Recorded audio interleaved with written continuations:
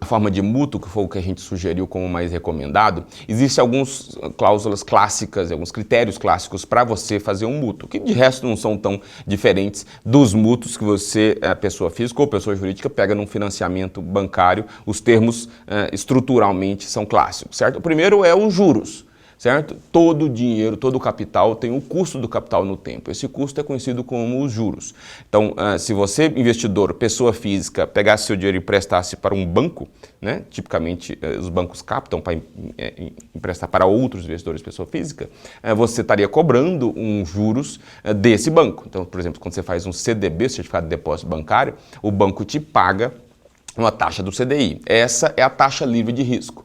Certo? É o que você ganharia emprestando o seu capital para o governo, o Tesouro Direto, ou para um banco de primeira ou segunda linha, com garantia do Fundo Garantidor de Crédito. Então, normalmente os investidores esperam que essa taxa livre de risco seja remunerada pela startup, porque eu estou emprestando dinheiro para uma startup. Além dessa taxa livre de risco, a startup é mais arriscada, certamente, do que um banco de grande linha, certo? Ou o próprio governo. Então, os investidores esperam que haja um prêmio de risco. Além da taxa livre de risco, a startup pague um prêmio de risco. Diferentes investidores têm diferentes políticas com relação a esse sentido. Normalmente, a taxa livre de risco é um percentual do CDI, né? Eu já vi variar de 90% a 120% do CDI, que é quanto existe no mercado de investimento em bancos de segunda linha com garantia do FGC, e um prêmio de risco que varia normalmente em torno de 3% a 8% ao ano, é o mais comum.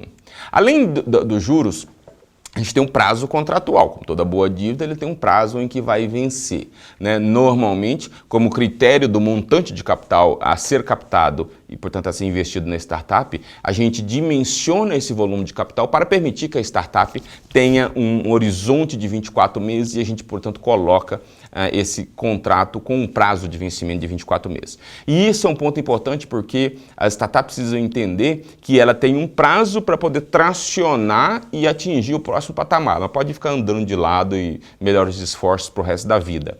Certo? Caso contrário, os investidores vão esperar que aquele capital retorne ao final de 24 meses.